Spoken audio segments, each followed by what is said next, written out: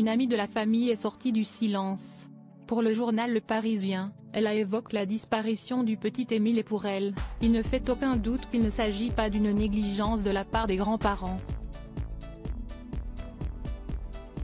Samedi 8 juillet 2023, Émile, 2 ans et demi, jouait dans le jardin alors qu'il se trouvait en vacances avec ses grands-parents.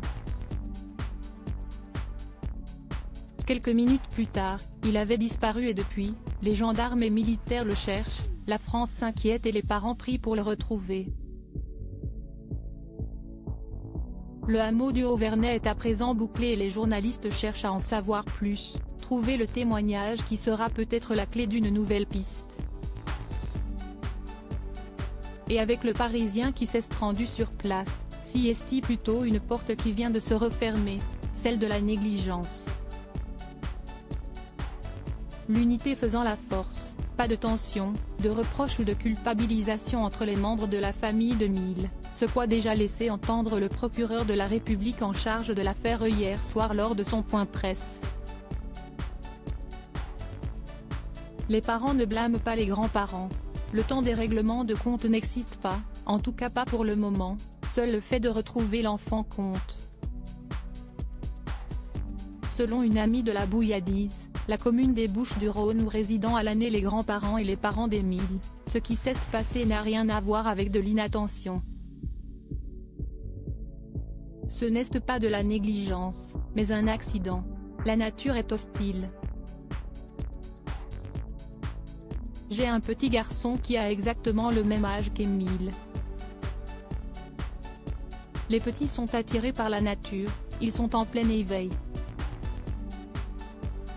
Lorsqu'ils aperçoivent une rivière ou tout autre élément naturel, ils y foncent, a-t-elle déclaré au journal. Des propos qui vont avec ceux des gendarmes qui parlaient il y a quelques jours d'Émile comme d'un suiveur de papillons.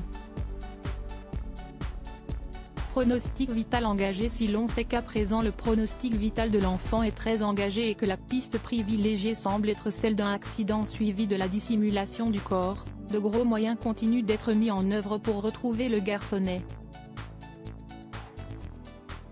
Les 30 bâtiments qui composent le hameau ont été totalement visités et les 25 personnes qui se trouvaient sur le hameau ont été entendues. 12 véhicules ont été visités et 12 hectares ratissés.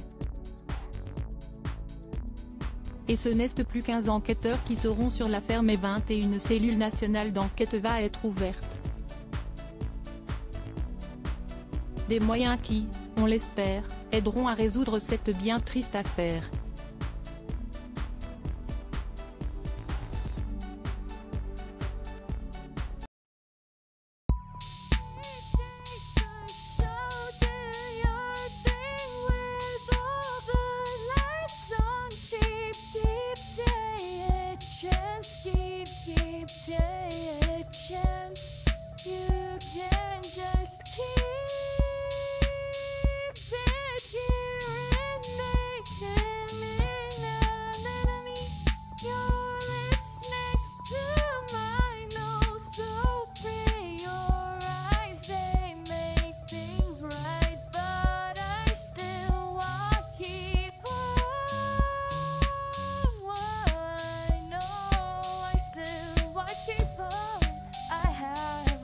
Keep it up, I have a